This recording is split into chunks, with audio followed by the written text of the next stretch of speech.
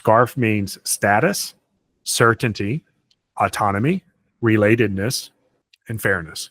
So this is the kind of material that's, 2 cycles, 3 cycles deep in the program, because we're at this place to talk about more sophisticated things, right? We have talked about this before, but it was in a different context. Now there's more interest in how do we apply these things as we deal with people.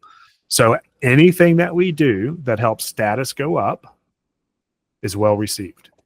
Anything we do that helps certainty go up is well received. Anything that creates autonomy, meaning I'm not micromanaged or I don't have to check for permission or whatever, right? That's autonomy.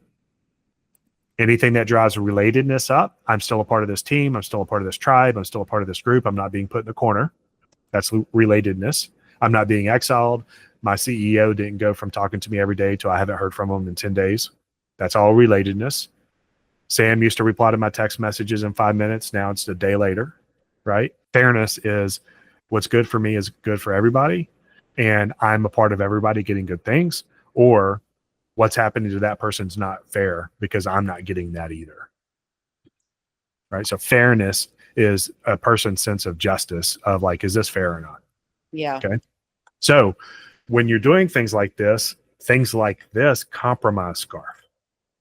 Yes. They make us wonder if my status is about to get lowered. Am I on the chopping block? They make us wonder if I have the autonomy to continue to do the things I've been doing that I'm happy with. They make us wonder if I'm still a part of this group, if this is still my tribe, if this is still my people, right? Yeah. And they make us think maybe this isn't fair. I've paid my dues. This isn't right. Correct. I've heard all of those things. Yep. Yep. And Julianne, you feel SCARF too. They just can't give you SCARF because you're the leader. Yeah. I can give you SCARF because I'm your coach. Right. Right. And we're operating in a different context. Your team is not operating in that context. So they can't give you something they don't have to give. Right. Correct.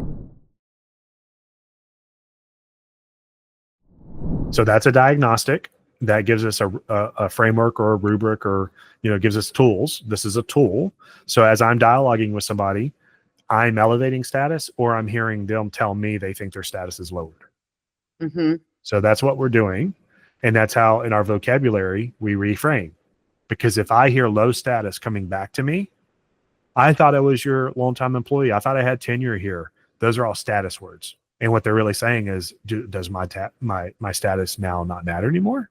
Right. So when we talk about our talk track, this is how we build a talk track. How do we keep status high? How do we keep certainty high? How do we keep autonomy high? Right? In the midst of change. It's funny because I think that my kind of word for all of that has been safety. Everybody wants to feel safe. How can you ensure them that they're safe? But that breaks it down into like smaller chunks, which I really like. Yeah. So can I comment on that? Yeah, please. They want safety, yes, but what they really want is certainty. Yeah, that SCARF is super, super powerful. Mm-hmm. Yeah.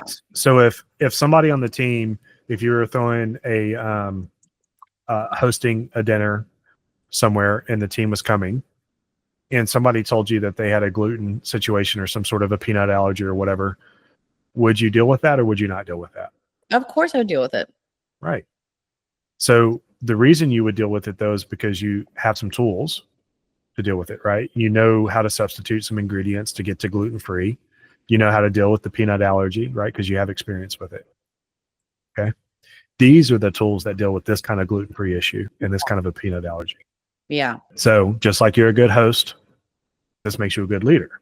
This is how you continue to develop new skills in this level of leadership. This would separate you from other leaders who don't have those skills, who would serve gluten and who would serve peanuts. Right. They just don't know. And then what they say is, we'll deal with it. I disclosed, that I don't care about those allergies. So you showed up, it's on you. Yeah.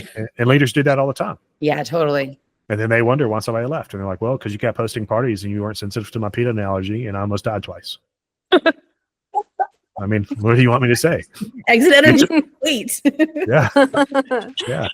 You can't give me enough money to keep me because you're so insensitive and you disrespect me all the time. Yeah. Here's my encouragement to you, Julianne. Yeah. You're an exceptional leader. Thank you. And you have done an amazing thing since last time we talked to really look at the business and the catalyst, right? We change for two reasons. One is because the vision is so compelling, we can't help but change. The other is because we have a catalyst, a crisis of some sort that moves us into action in a direction we would have never went on our own. So your brother has done you a favor. Your brother-in-law, your brother-in-law has done you a favor by creating a crisis moment that you, at this time, were the right person at the right time to deal with this context, to create a change for your organization that is for the greater good. It feels really tough right now, but as you layer these things in that you're being equipped with right now with SCARF and vision, intention, and means and chickens, pigs, and champions and all the things we talk about, you are a person right now that 6 months ago would have had a real, certainly a year ago, would have had a real difficulty navigating this. And look at how well you've done. Thank you. However, I will just, again, I want to just come back to this. However, you, Julianne, are the only one that can do the work to develop the talk track, to put the SCARF together, to put the VIM together. If you do not do that, especially after this conversation, shame on you. Because all you're going to do is you're going to have a ripple effect of fear, lack, disconcerting. It's going to cause more reaction. It's going to cause more meetings. It's going to cause more and more people being rallied to a different vision, right? So like this is, just a part of the work. And it does have a hassle to it. I'm not going to lie. It's a hassle, and it's a lonely thing because you want to delegate. You want to get other people to help you with resources, capacity, et cetera. But this is why the template of SCARF matters. This is why the template of vision, intention, means matters. This is why we want to talk about the game has changed, but I'm not taking $100 from you. I'm just putting it somewhere else, right? Like these are the tools that we have to navigate this so that it feels more like check boxes of the work to be done. It's not a mysterious performance. Yeah. Right. And if we just show up as an empathetic servant leader, we're defaulting to something that only survives in a relationship mode, but it doesn't create a path forward. Right. So you want to still provide the empathy in the relationship and a path forward. Right.